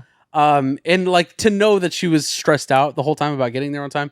Anyways, and after that, a fucking blood relative stopped me in the hallway when we were leaving the theater. Shout out. Like he was like, Josh Rodriguez. I was like, what? Like, are you fucking serious? I genuinely thought it was going to be for cowboy stuff. Yeah. But he was like, I heard you weren't on the podcast this week. That's so weird. I'm like, that is it's weird. Insane. It's weird. This is weird. Yeah. This is fucking weird, dude. And he looked a lot like me too. Like he just looked like another version of me. He was so fucking weird. You're like, that adds up. Yeah. But he's like our listeners. Yeah. But he was like, that's so fucking weird. And I was like, Gala, did you pay this dude to like pretend like you recognized me? Yeah. When I got stopped at Texas Theater and I thought it was a prank. Dude, same. I thought somebody was like, hey, I know Chris, go up there and pretend to be blah, blah. And I was like, I was looking over his shoulder. I was like, did somebody push you up to this? And I literally said that to Gala. I was like, did you pay this dude to like pretend to recognize me? That's the coolest thing a friend could do. Yeah. Is drive you 2 hours and pay a stranger to recognize you. She's like, we really got to get there. You trust me on this. Yeah. I paid a guy on Craigslist. He literally said, dude, I'm a blood relative. Like, that's what he said to me. And I was like, what the fuck? And so then I asked her about it. She goes, no. Like, she was on the other She like doesn't even care about Gala Avery. He's like, yeah, whatever, cool. Who are you? So fucking crazy. This must be your wife? Or? So when we're leaving, she's like, that's so cool. She's like, I'm so glad that we made it here just for that moment of that dude recognizing me. I'm like, no, dude, like, it was just amazing to be there. Did y'all get a picture? With the dude? No. I didn't think about it. It was just sort of in passing. Oh, that's nice. That's cool. And it'd be funny if you're like, you want a photo? He's like, no. No, I'm good. Listen to your stupid fucking podcast, buddy. I think I'm all right. Rainn Wilson was there at the shit at that screening. Radio Rental himself. Of the rocker himself. I know, right? I didn't talk to him, but he was there with like a mask on. Not because of that, Chris. He's fucking Rainn Wilson. So what? What do you mean, dude? You think every person in the world that has ever watched The Office is going to be like, hey, Rainn, can I have a photo with you? Oh. That was a celebrity thing. It wasn't a fucking COVID thing. Oh, okay. I'm 90% sure. Maybe. That was the reason. Maybe. Dude, if you're on The Office... It's nonstop. Yeah, I'm sure. It's everybody. It's every single person. I bet famous people had a nice run in COVID. Oh, they're like, oh, I can just live. I can live anonymously again. I bet there are people that hated it and people that loved it. People that are like, finally, I can just like go to CVS. And then there was probably people like, nobody's recognizing me. Yeah, I guess it depends on what status you are. But if you were on The Office, it's all day, every fucking day. Yeah. You can't do anything. Anyway, so... But I would have gone to him and be like, dude, I love Radio Rental. You know? Just walk up to him, pull down the mask, and just go. Terry Carnation. Anyways, that was cool. Yeah, I'd be like, hey, why does Radio Rental suck shit now? He's like, I don't know, man. Because I'm not on Have a crazy experience and phone in. Not his fault, actually. He's not on it. Of course, yeah. Now the fucking cat has a voice. What are we doing? What the fuck are we doing? Tig Notaro is the cat. Christina tried to show me a couple episodes, and one of them was pretty cool, but then most of what she was showing me just happened to be like the whack, boring episodes, and she's like, no, trust me, it gets good. These are like, I don't know what's going on. But I was like, I believe you. I just, you know. Oh, she was trying to show you the show. Yeah. For the first time? Okay. Yeah. Oh, wow. Oh, Dude. I mean, there's key episodes I can send you. The first 4 seasons are fucking amazing. Yeah, it's really just the latest one that has a lot of duds. Yeah. So many. But she this was last one was like, oh, my family has died in weird ways. Dude, that one pissed me off. That one straight up pissed me off. You're like, I'm glad they're dead. Yeah, no, it was like playing all this music and all these sound effects, and it was. You think just it's like, going somewhere? Yeah, he's talking about a fucking curse. He's like, so all my family's died in weird ways, and then he goes for 20 minutes talking about how his grandfather was killed in a car accident, his father got shot in a gas station because he was a con artist, and then his other great grandpa died on a tractor, and he's like, so I'm next in the line of curse. It's like none of those are related. Yeah, what? This story sucks. Why is this on this and it had this music that added this atmosphere. Does he not know that everyone dies? That's what I'm saying. Yeah. It's literally like people died. I must be in a horror movie. What are you like? And they're pretty inconspicuous ways. Yeah. It straight up pissed me off. It's a very related. narcissistic to be like, I think it might be a curse. Everyone has died in my family. Yes. All of the old men in my family have died. That's weird. Dude, I was genuinely mad. And then the second story was all right, but wait, no, maybe that one was one with two duds. Pretty sure it was. Because the other one was like, I saw some people in the street. Yeah. And then I turned around and ran. There was the one with the stroller, right? Wow. I've got 300 radio rental stories then. Fuck you. Yeah. Mad. Mad. I love that, though. I miss a triggered Chris. Yeah. Oh, I got on Wellbutrin. It's rare now. Yeah, it's fucking shitty, dude. Back to weapons. I think Yeah, I think that the next Blitz football game needs to have this witchcraft as a sort of power up for your linemen. Is that who goes after people?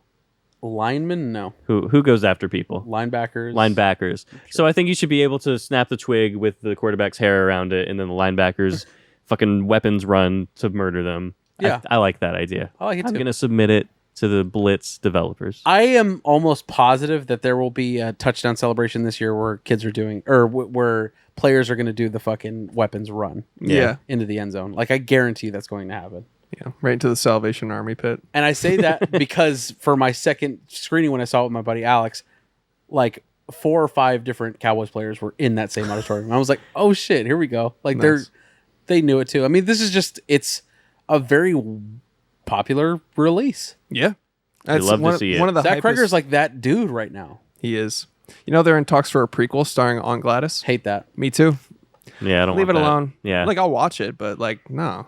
If he's just selling it to somebody to make it, like, I don't care. That's fine. Yeah, but I Yeah. don't I don't want him to do it. Does that make sense? Yeah. do for a sure. third movie that's an original different thing, because that's what I like from you. Honestly, yeah. I'd keep it. Honestly, yeah. Keep it going with just like original things. But if it's printing money and he's just like, sure, someone else can write it. Like, Sure, take the IP. There you go. Bye. Thanks yeah, for the money. Sure. That I understand. Yeah. But if I don't want him to do it. I don't want him to waste his time on a I'm with sequel. you. I'm with you on that. Okay, Julia Garner of Jennifer Garner fame. Julia Garner's of so 13 good. going on 30 fame. She's great. I wasn't like a huge fan of hers before Fantastic Four, honestly. You don't watch Ozark? No, I never saw it. It has probably one of the best line deliveries I've ever seen. Oh, I know Yes. that. Okay. You have to fucking kill me. Yeah. So fucking That bone is chilling. so... If I have a bad day at work, I'll watch that. If you want to stop me, you're gonna have to fucking kill me! Yeah. That is like top 3, maybe top 5, maybe top 3 like Line reads. line Yeah, reads dude. of all time. It's amazing. I can imagine how she felt after that. Because I've seen that scene and I'm like, I bet in context this goes fucking ham. Dude. You haven't seen the show. No. It's good. It's good. It's so good. It's like a colder Breaking Bad with Jason Bateman. Jason Bateman. Like it's almost Fincher-esque, so I think you would like it. It's like, like, Zootopia tonally. meets Breaking Bad. I think I just hated the first.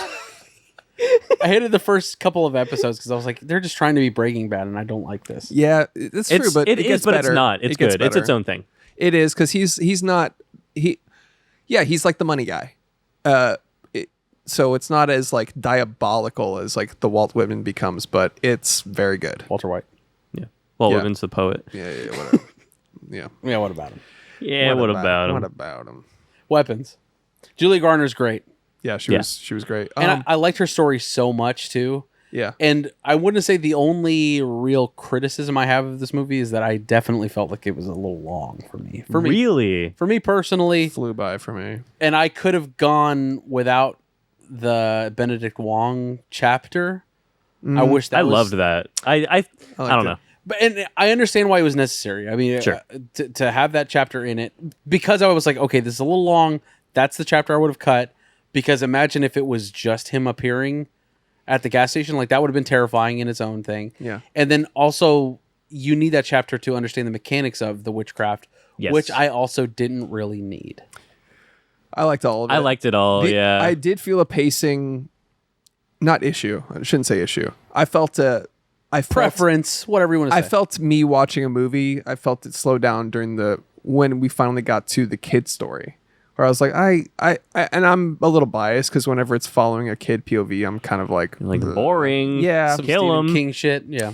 Yeah, I'm pretty biased to like not enjoy that, but the other parts did a clever way of editing that I noticed, where it was like, not only is the non-linear jumping around timeline and perspectives interesting, but if there was something that's like, we don't need to repeat that whole scene for you. There were certain things where it was like, okay, you don't need to see the drug addict get punched again. Right. Like you saw this chase, now they cut right after. Exactly, And then back yeah. to him. I thought that was very interesting. It's like it's him pausing and skipping cutscene for you. Yeah. Where you're like, Yeah. I already know what happens here. I've done this before. Yeah, no, I think the drug addict perspective was my favorite. I like that a lot. I liked him a lot. His performance was so good and so hilarious. And the first time you see him, where he's like, excuse me, ma'am, do you think that I'm trying to reach my brother? And she goes, no. And then she walks out again and he goes, excuse me, man, I'm trying to get my brother. And he already doesn't give a shit. He's just like doing his thing. Dude, to me, that felt like a very clear homage to like Jay from Jay and Silent Bob. You think so? He's hanging out at a gas station or a liquor store, right? On the brick wall, literally doing that whole thing. Jason Mewes is known for having his fucking bout with hard drugs, fucking meth and shit like that. And his character just felt like somebody that didn't give a shit about the situation of it all. Yeah. He's kind of a seedy kind of guy. Yeah, all he wants to do is get the 50,000 reward. And he has the same look as Jason Mewes. I don't know, Got like the long hair, backwards hat. Yeah, I was just guess, like, this feels like he just poked out Jay from Jay and Silent Bob and put him in this movie. And I loved that. Yeah. I fucking if that was I get that. If that was the intent. I don't know if it was, but it just felt so clearly like that to me. It felt to me like a part written specifically for Trevor Moore because his line delivery his line delivery screamed Trevor Moore to me. Like when he was in the back of the cop car, he's like, excuse me, how do I get that money? Yeah, it felt straight You're not up Trevor gonna Moore. like take the whole reward for yourself, are you? Yeah. No, you're right. Now that you mentioned It felt that is pure. Yeah. he's definitely channeling Trevor's like cadence there for sure. Yeah, that's awesome. I think you're right. And also, one of the things I was just thinking of that reminded me, the visual storytelling in this movie is so good. Like, not insulting you, showing you things and not telling. There's a lot of like no dialogue, watching someone look at things. Yes. Yeah. Which I loved. Like for example, this is what made me think of at the pawn shop, where he's just like looking at the wall. Yeah. And then he looks at like And then kids. his eyes turn into money symbols. Yeah. And then the camera goes back up to 50,000, and then it cuts to him. Yeah. Like, and he stuff snatches like the money, walks out quick. He's like, then he makes a beeline to. He is weaponized to make a beeline for the police station. Right. I just have like a phobia. I don't really want to Yeah. come into the. He got so a good. lot of laughs too from the theater. Come Yeah. on, man. Yeah, he's great. It's great. It's just a great theater experience. Yeah. Is what Weapons was. Yeah. Like I said, it was just a little long for me, but I get it. That's fair. Even on a rewatch, I enjoyed it more on a rewatch. No, I shouldn't say more. I enjoyed it in such a different way on the rewatch because after the spectacle of the plot is gone, I could appreciate the comedy, the cinematography, and the fucking music was so good too. he wrote it, dude. That's sick. I did not know that. On my Zach- John Carpenter shit. Zach Kreger wrote the music with like his basically his high school band. That's fucking awesome. He just brought his two friends on who are still in a band. They still make music, but this is their first film score that Yeah. they've ever done. And he goes, I have an idea for the music, and I just need my buddies to come in and help me with it. Like, they're great at what they do. I have ideas. I think we can do this together. And Warner Brothers was just basically like, you do whatever you want. They're like, oh, he saved us money? Sure. Yeah. Yeah. Like, we got a new Lego Batman coming. We can fork over the dough. Yeah, don't worry. We canceled another Batgirl, so we're Yeah. fine. Tax write-off. We made $60 million on a movie that never came out. We deleted another Looney Tunes movie. I think. Yeah. So he wrote the music as well. Shout out. And he wrote it, but like after he was writing the script, after he was finished writing the script, wrote the music, filmed, and then supplemented more music after they. Nice. Yeah, you got to do that. Yeah. For sure. It's awesome. So good. I think that's about all I had. Josh Brolin. Josh I feel like Brolin. yeah. I mean, the fact that he's in this, I don't think I knew that before Harvey mentioned it. So I was like, oh shit. But awesome. He's exploded in the past 10 years. Yeah, he's killing What? He exploded. He died. it. They've been No Country, just like What? he exploded. Sometime in the last 10 years, he exploded. Dude, did you know that? God damn. Guy that takes everything literally. What? I wanted so badly to just deliver that and not fucking laugh. But I couldn't. God damn. I would be a shit actor, dude. I would Same. I'd ruin every take. So many outtakes, yeah. God damn it. I wanted to do that clean. Fuck. I'm so mad at myself. What? What?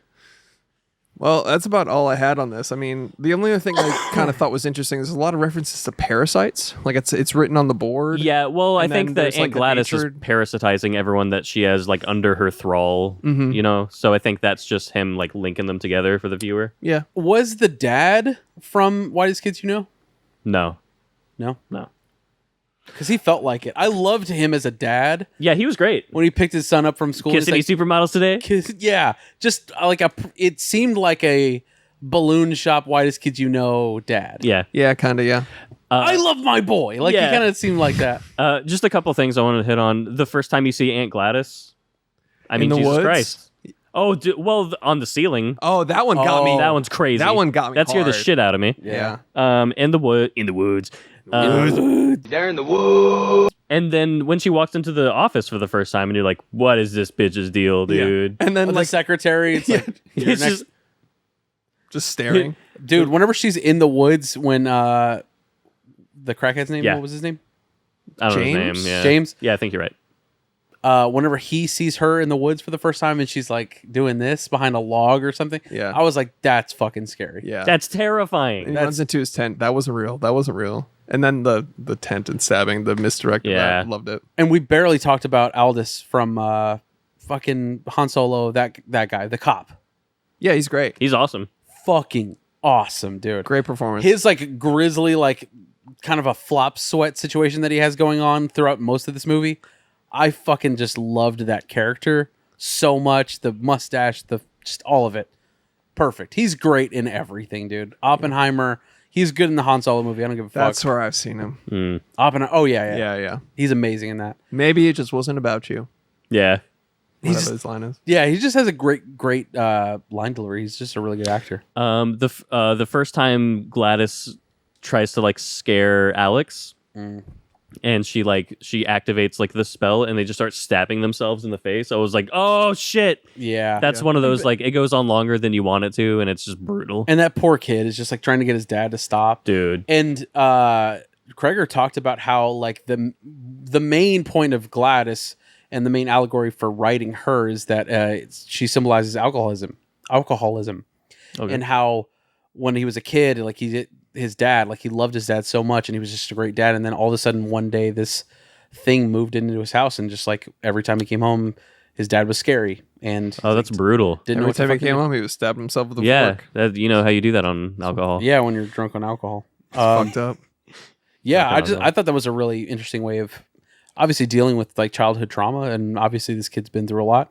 But also a better modern horror way of portraying it than a Stephen King fucking clown. You know what I mean? I like it. It's fine. Sometimes Why'd like they fuck all those kids? That's fucking weird. that is weird.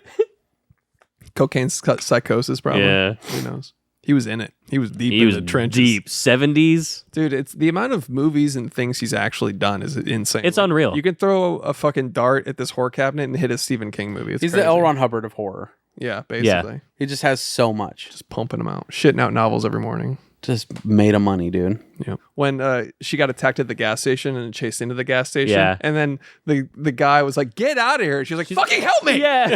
Fucking lost it. I think the best theater experience scene that we had is when she falls asleep, like staking out the house. Oh my god! Thank you for bringing this That up. was terrifying. That was my favorite part. That's the best part of the movie. Yeah, dude. That's the most iconic moment in this movie. And it's a oneer. And the fact that sound design I completely forgot about Just that. a little violin. The sound design is what really makes that moment. So she's sitting in the car, she fell asleep, she's drunk, fucking drinking vodka out of a racetrack cup. QT cup or whatever it is. The door opens on the house, and then the fucking mom comes out. You don't know why yet. You're like, what the fuck? Yeah. Yes. So you're just, and it's funny. Yeah. It's funny the way she's walking out. Yeah. You're like, what the fuck is going on, dude? Yeah. And instead of walking into the door, stabbing her or whatever, Yeah. She goes around. You can't see what the fuck is happening in the Perfect. background. So fucking. And then you hear the door open and then the clunk when she sits in. Cinema. That was my favorite part of the movie. Dude, I'm glad you while brought I was that up. watching that scene, I was like, if I were her, I would still be scared acting out this scene. Yeah. You know what I mean? I would still like having to sit there. Yeah. You know what I mean? Yeah. But like the suspense of like starting on her, panning all the way to the house to the door, holding on the door for like 30 seconds. Yeah. The door opens to darkness. That holds for another 20 seconds. Yeah. And then just the silhouette and the violins that come in, and you see the entire walk from Yeah. the door to the car, and then the violin crescendos, and then like she's at there, and it's like, and then she's like, do do do do, like it's funny, It's hilarious. Yeah. and that It's perfect whiplash for- of comedy and horror is so fucking good. Exactly. It's perfect comedic and horror timing. He blended it perfectly. Yeah. That is the Zach Kreger, like, that's his signature right there. I think That's the so. scene that we will continue.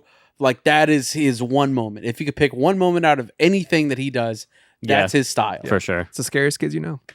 Oh. You know what I mean? Damn. Maybe he looked at that and he was like, what if it was scary? That's a good DMT right there. What if this was fucked up? What if Whitest Kids You Know was fucked What up? if children were all fucked up and weaponized?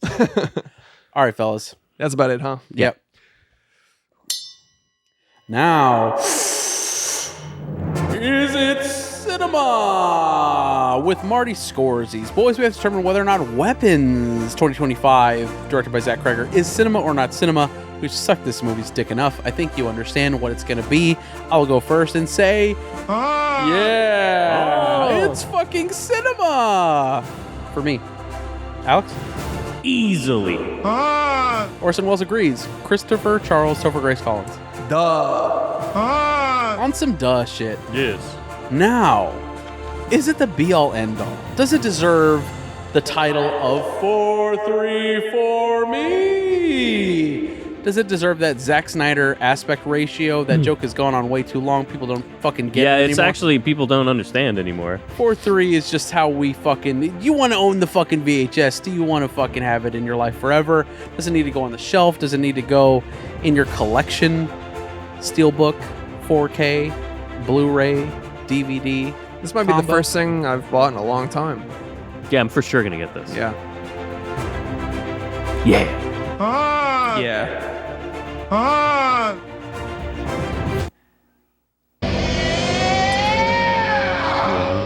almost thought you were going to hit us with a no.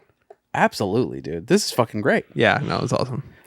Congrats to Weapons. You deserved a 4-3 for us. You've finally been validated. Mm-hmm. Come on the pod so you can validate us. Yeah. Because we validated you. It's a handshake situation.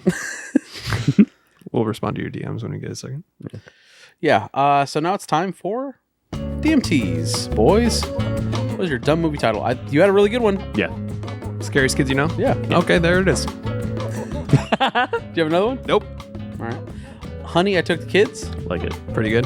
That's it.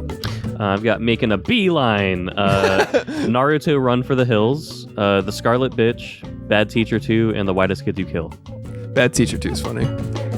I like The Whitest Kids You Kill. The Scariest Kids You Know. That I like works. that. That's I like fine. Both, whatever. Yeah. All right, fellas. Good shit. Budget? Congrats to us. We're back. Oh, yeah.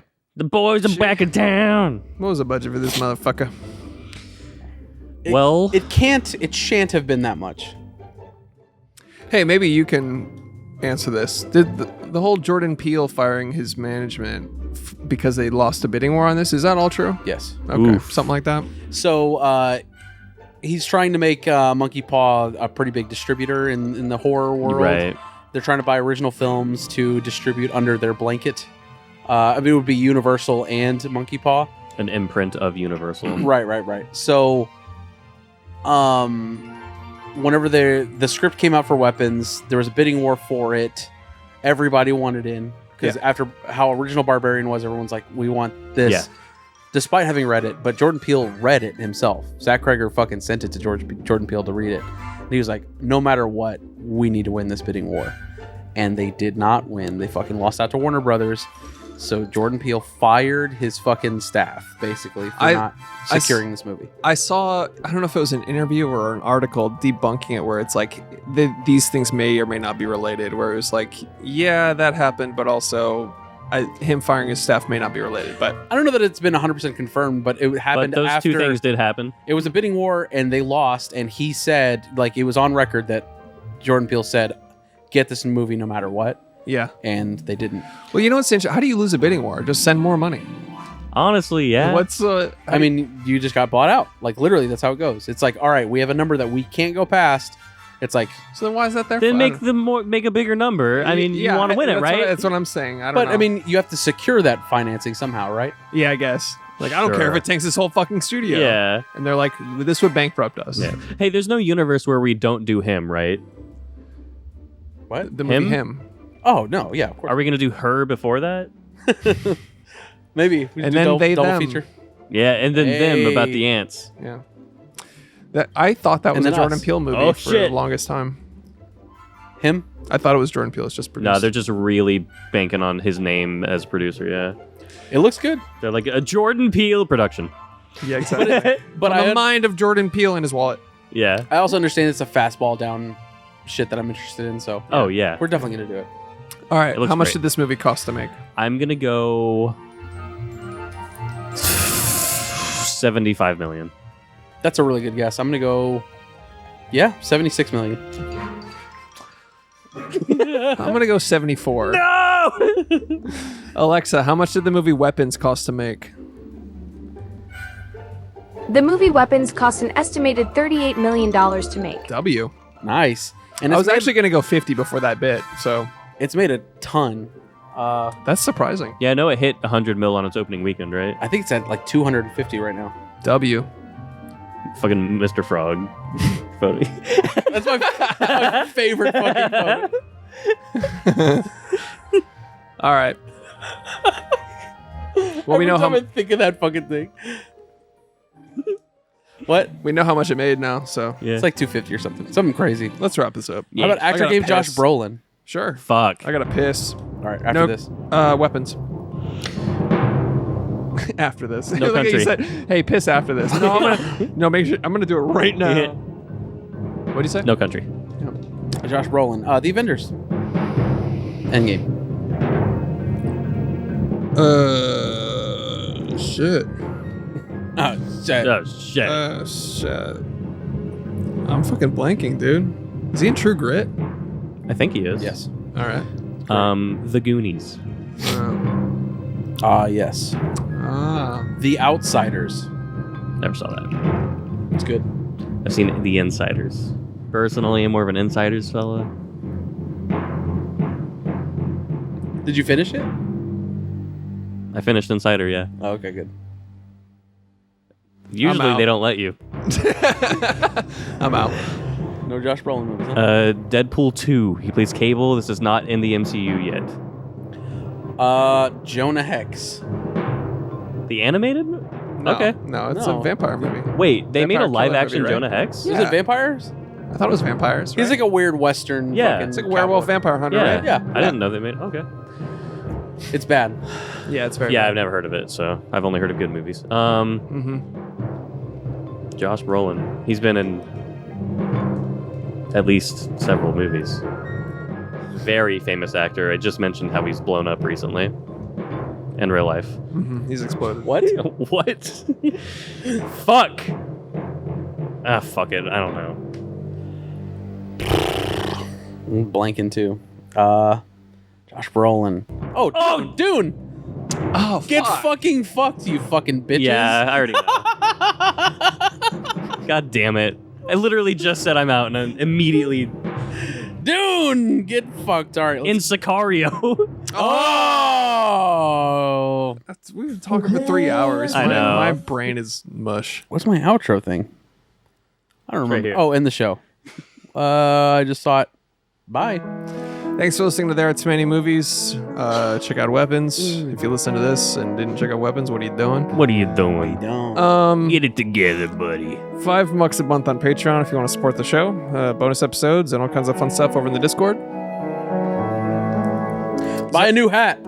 Oh yeah, shop at the toomanymovies.com/shop. We got new hats. We have hats. We have booty shorts soon. If you want to flaunt that ass and whatnot. Later, Toads. Be. Younging.